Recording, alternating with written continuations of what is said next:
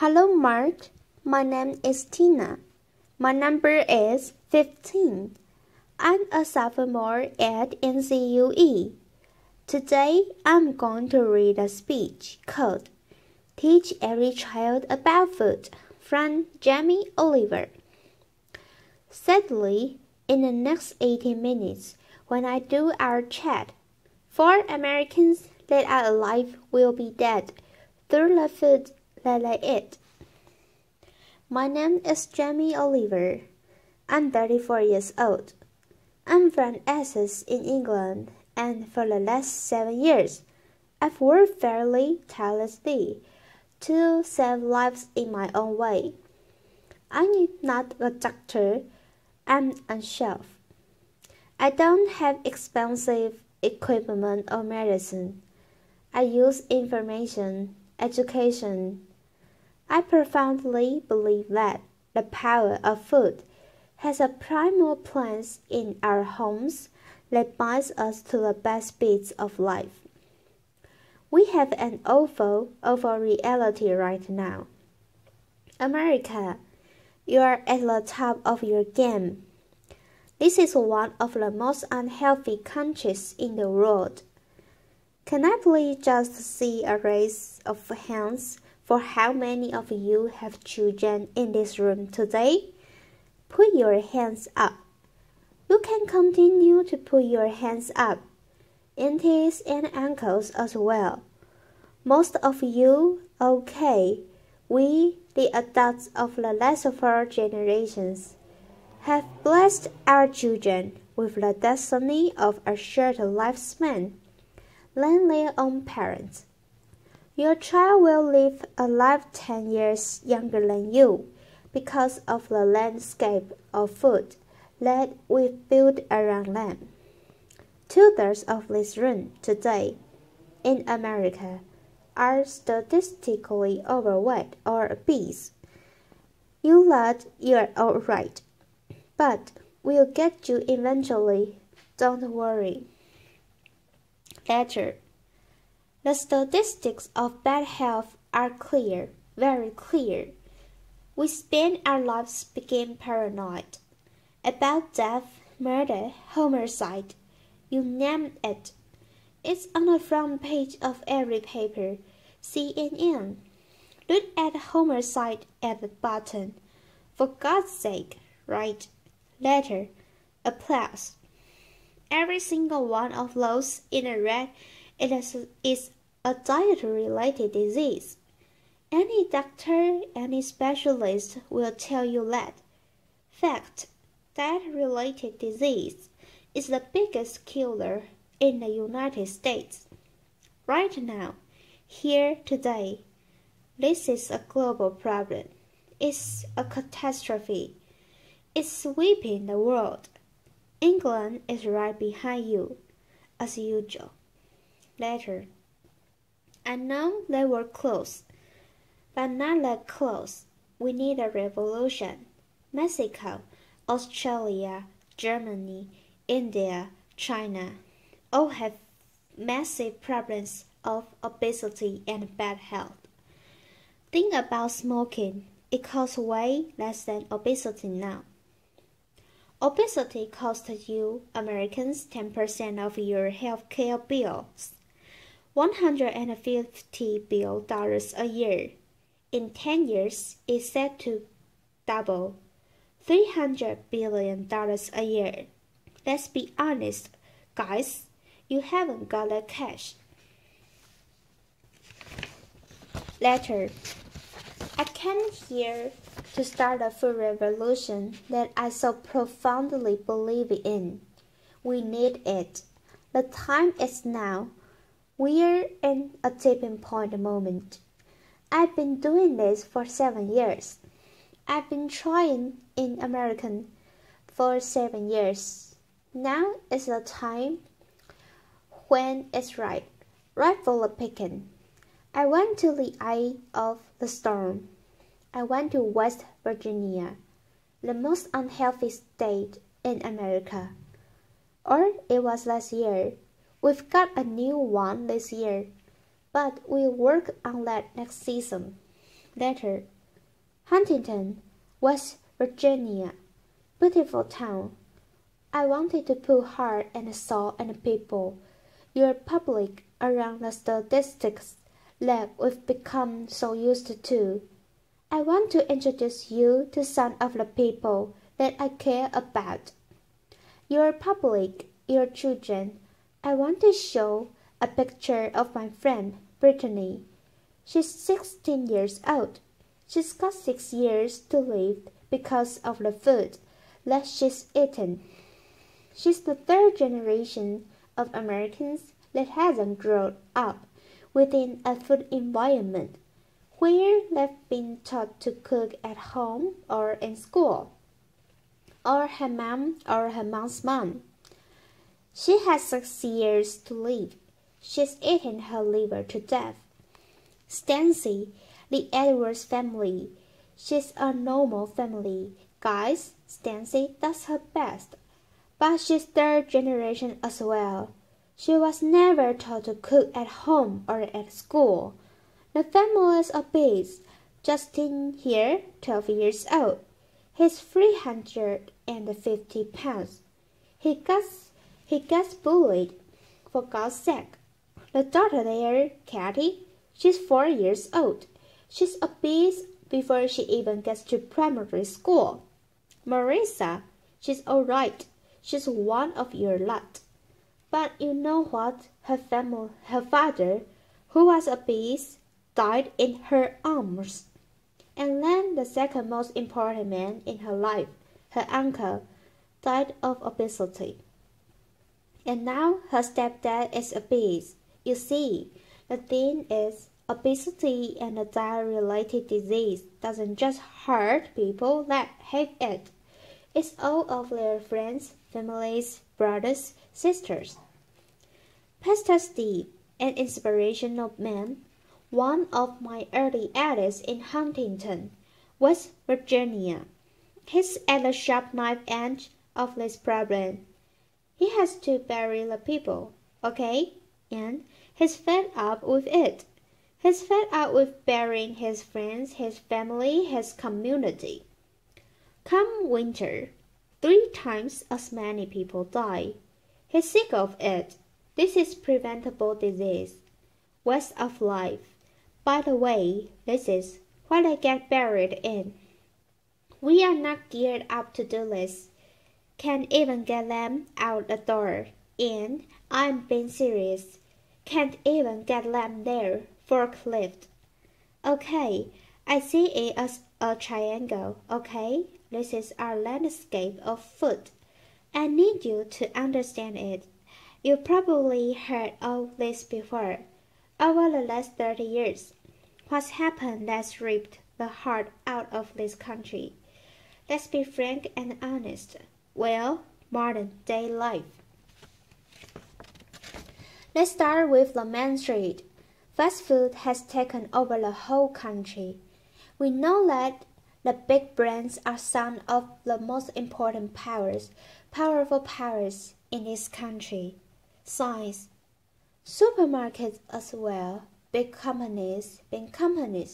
30 years ago, most of the food was largely local and largely French. Now, it's largely processed and full of all sorts of additives, extra ingredients, and you know the rest of the story. Portion size is obviously a massive problem. Labeling is a massive problem. The labeling in this country is a disgrace. The industry wants to self-police themselves. What? In this kind of climate? They don't deserve it. How can you say something is low-fat when it's full of so much sugar? Home.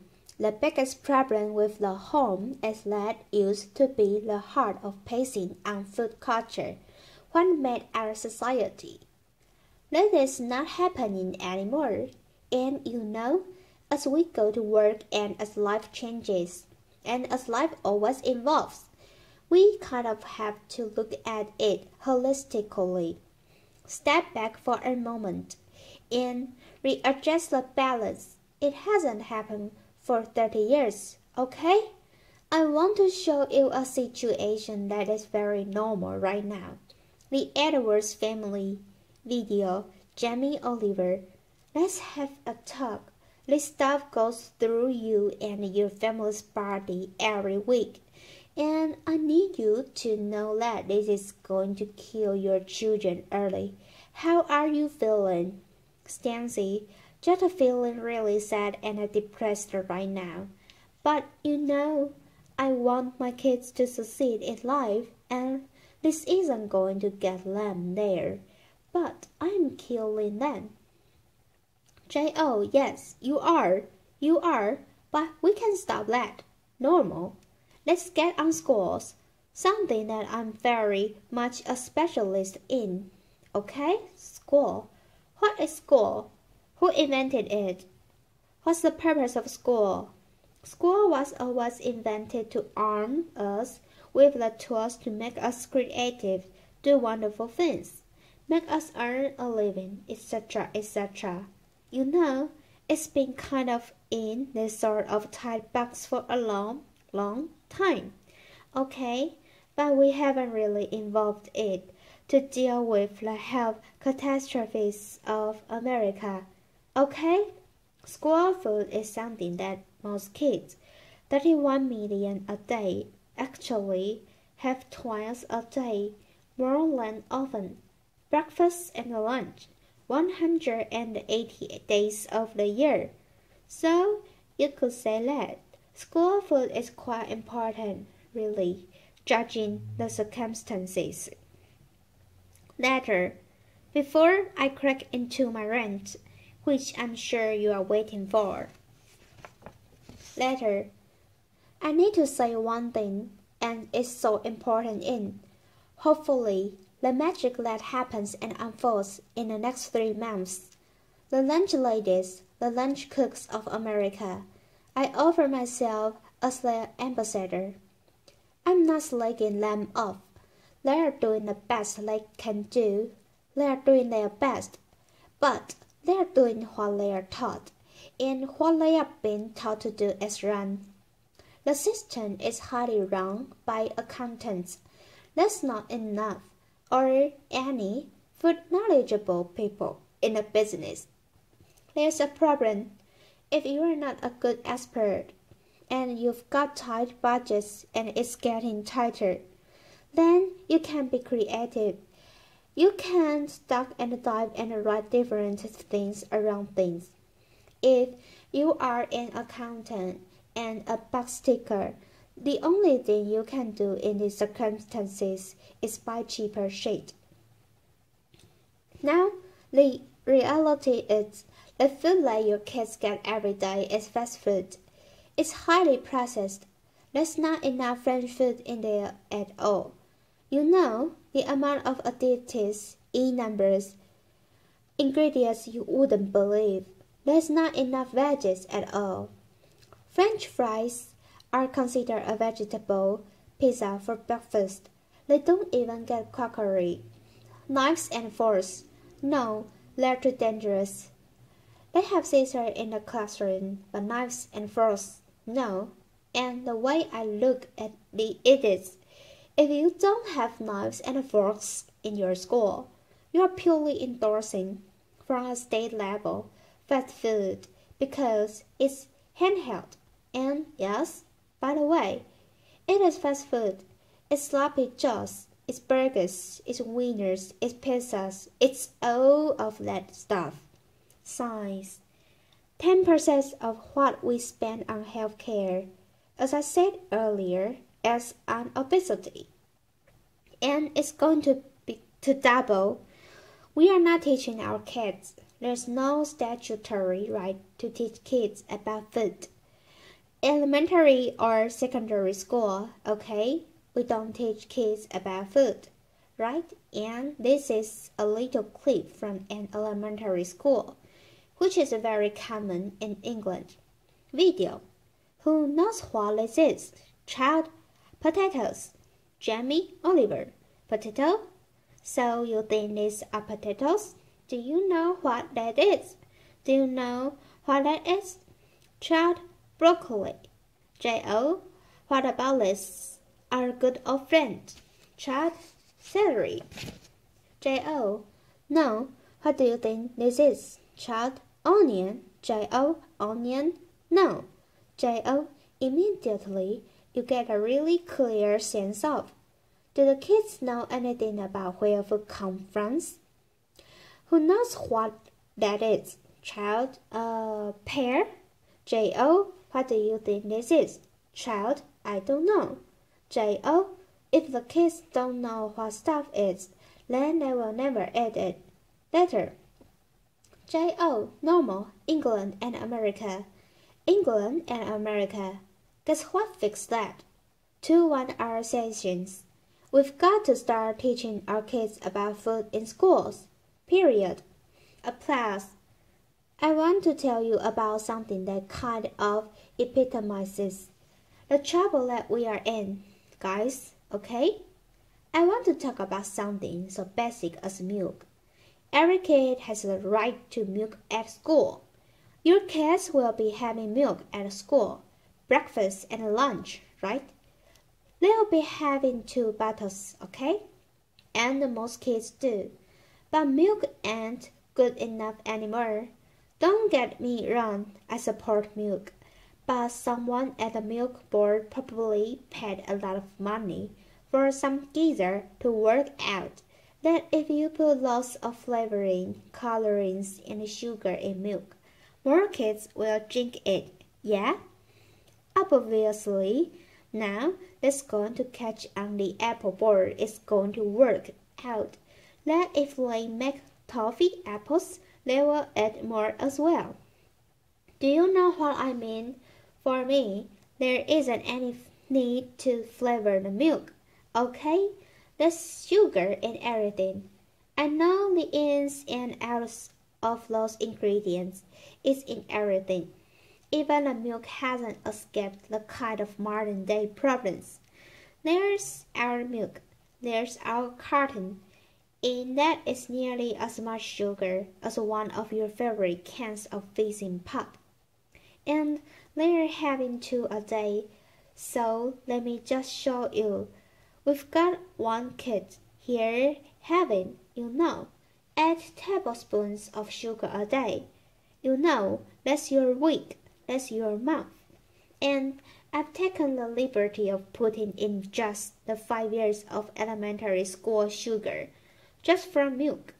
Now, I don't know about you guys, but judging the circumstances, right, any judge in the whole world would look at the statistics and the evidence, and they would find any government of all guilty of child abuse. That's my belief. Applause. Applause ends. Now, if I came up here, and I wish I could come out here today and hand a cure for AIDS or cancer, you'd be fighting and scrambling to get to me. All this bad news is preventable. That's the good news. It's very, very preventable. So let's just think about, we got a problem here. We need to reboot. Okay, so, in my world, what do we need to do? Here is the thing, right? It cannot just come from one source. To reboot and make real tangible change, so that I could look you in the white of the eyes and say, in 10 years' time, the history of your children's lives, happiness, and let's not forget, you are clever if you eat well. You're going to live longer. All of that stuff, it will look different, okay? So, supermarkets. Where else do you shop so religiously? Week in, week out. How much money do you spend in your life in a supermarket? Love them. They just sell us what we want, alright? They owe us to put a food ambassador in every major supermarket. They need to have us shop. They need to show us how to cook quick, tasty, seasonal meals for people that are busy. This is not expensive. It is done in some, and it needs to be done across the board in America soon and quick. The big brands, the food brands, need to put food education at the heart of their businesses. I know, easier said than done. It's the future. It's the only way. Fast food. With the fast food industry, it's very competitive. I've had lots of secret papers in the deadlines with fast food restaurants.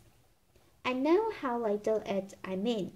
Basically, they've weaned us onto these heaps of sugar, salt, and fat, and X, Y, and Z, and everyone loves them, right? So these guys are going to be part of the solution. But we need to get the government to work with all of the fast food purveyors and the restaurant industry. And over a 5, 6, 7 year period, wean of us of the extreme amounts of fat, sugar, and all the other non-food ingredients. Now, also, back to the salt or big brands labeling. I said earlier, it's an absolute farce and has got to be sorted. Okay, school? Obviously. In schools, we owe it to them to make sure those 180 days of the year, from the little precious age of 4 until 18, 20, 24, whatever, they need to be cooked proper. French food from local growers on site. Okay, there needs to be a new standard of French, proper food for your children. Yeah, applause. Under the circumstances, it's profoundly important that every single American child leaves school knowing how to cook 10 recipes that will save their life skills. Applause.